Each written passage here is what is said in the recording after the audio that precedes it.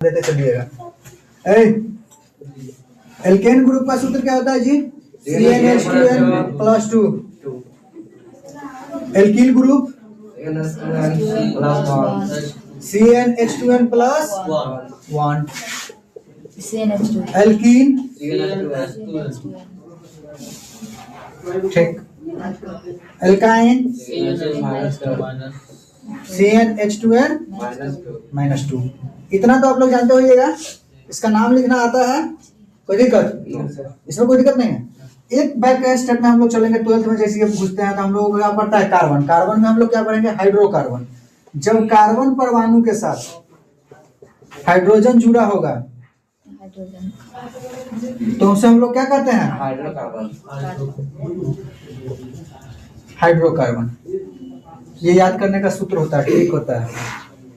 ऐसे ही carbon plus hydrogen equal तो क्या बनेगा? हाइड्रोकार्बन। हाइड्रोकार्बन में संतृप्त होगा, असंतृप्त होगा, पढ़े हैं है ना? इसको हम लोग क्या करते हैं? CH लिखते हैं ना। हाइड्रोकार्बन में संतृप्त और असंतृप्त नहीं पढ़े हैं? संतृप्त में क्या होगा? जिसके सारे बॉन्ड पूरा है उसे संतृप्त हाइड्रोकार्बन कहेंगे। और असंतृप्त में होगा जिसके सारे बॉन्ड पूरा नहीं है, उसे हम लोग क्या कहेंगे? असंतृप्त। संतृप्त में ये दोनों आ जाता है, असंतृप्त में ये दोनों आएगा। इसमें डबल बॉन्ड और ट्रिपल बॉन्ड होता है, ठीक है? इसमें कोई दिक्कत? चलिए कोई दिक्कत नहीं। इसके लास्ट नाम लिखेंगे तो ANE जोड़ते हैं, YL इसमें जोड़ेंगे, इसमें ENE जोड़ेंगे, इसमें क्या जोड़ेंगे? INE जोड़ेंगे। कोई दिक्कत? इसमें कोई दिक्कत? कोई दिक्कत नहीं। चलिए, इस हाइड्रोकार्बन को हम लोग R से सूचित करते हैं। किससे सूचित करते हैं? ये पूरा हाइड्रोकार्बन को किस चीज से सूचित करेंगे? R से सूचित करेंगे, ठीक है? अब इसमें ध्यान से समझिएगा। जब हाइड्रोजन ग्रुप एगो क्या करेगा? हाइड्रोकार्बन में, कार्बन के पास क्या हाइड्रोकार्बन है? देखो 4 गो। इसमें क्या अभिक्रिया कराएंगे? क्या करेगा? एगो हाइड्रोजन को तोड़ के हटा देगा तो क्या बनाएगा? CH3X और प्लस H2 गैस निकल जाएगा, है ना? क्या कर रहा है? एगो हाइड्रोजन को तोड़ के अपना अभिक्रिया कर रहा है। यहाँ पे X का मतलब होता है क्लोरीन, फ्लोरीन, ब्रोमीन और आयोडीन। इसको हम लोग कहते हैं हाइड्रोजन ग्रुप। क्या कहते हैं? सर आयोडीन की आयोडाइन। आयोडीन होता है, उसको नाम लिखते हैं तो आयोडाइड लिखते हैं। हम लोग क्या लिखते हैं? क्लोरो लिखते हैं, लेकिन इसका पूरा नाम क्या है? क्लोरीन है, ठीक है? इतना समझ में आया? इसमें कोई दिक्कत? हाँ, इसको हम लोग सूचित कैसे करते हैं? इस पूरा को हम लोग क्या लिख रहे हैं? R लिख रहे हैं, इसको X लिख रहे हैं। इस पूरा को क्या लिख रहे हैं? X लिख रहे हैं। तो हम लोग क्या कहते हैं? हाइड्रोजन कार्बन को, यानी क्या हो जाएगा? Alkyl halide. ये जो बना है इसको हम लोग क्या कहते हैं? एल्किल हाइलाइड कहेंगे। और एल्किल हाइलाइड में देखिए क्या दिक्कत है कि एल्किल हाइलाइड को जितना भी एल्केन ग्रुप होगा उसको हम R से सूचित करेंगे, यानी हाइड्रोकार्बन को। और टोटल को हाइड्रोजन ग्रुप के साथ जुड़ रहा है इसलिए RX लिखाएगा। इसको हम लोग क्या कहते हैं? हाइड्रोजन कहते हैं। क्या कहेंगे? हाँ, इस X को क्या कहते हैं? हाइड्रोजन कहते हैं।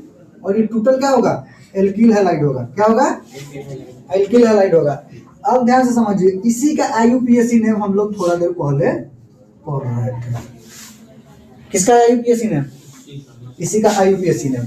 अब मैं आप लोगों को एक नाम लिख के दे रहा हूं, आप उसका क्या करिए? संरचना बनाइए।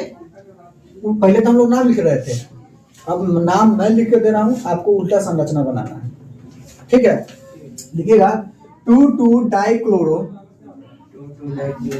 हाँ 2,2-डाइक्लोरो, 3,4-मेथिल डाइमेथिल। सर अलग अलग नहीं, एक साथ है। हेक्स हेक्सेन, हाँ चलिए 2,2-डाइक्लोरो 3,4-डाइमेथिल हेक्सेन। देखिए पहले हम लोग क्या करेंगे, यहाँ पे ध्यान से देख लीजिए। हेक्सेन कह रहा है तो सबसे पहले जब संरचना बनाना हो तो सबसे पीछे से पढ़ना शुरू करना। क्या कह रहा है? हेक्सेन। ANE कह रहा है, यानी कहीं पर भी डबल बॉन्ड नहीं है। नहीं। तो हम लोग क्या करेंगे, हेक्सेन के लिए 6 लिखते हैं, 1 2 3 4 1 2 3 4 5 6 लिख दिए। अब ध्यान से समझिए क्या पड़ेगा, 3,4 डाइमेथिल। तो कैसे होगा, 1 2 3 पर क्या है, एगो मेथिल होगा, 4 पर क्या होगा, एगो मेथिल होगा, ठीक। उसके बाद 2 डाइक्लोरो 1 2 पर एगो Cl डालेंगे, एगो 2 पर ही एगो और Cl डालेंगे। अब ध्यान से क्या करेंगे, अब सब कार्बन का बॉन्ड पूरा करेंगे, CH3 4 गो इसका पूरा है, 1 2 3 एगो H देंगे, 4 हो जाएगा, 1 2 3 H डाल देंगे, 4 हो जाएगा। यहाँ पे क्या डालेंगे, CH2 और यहाँ पे डालेंगे CH3।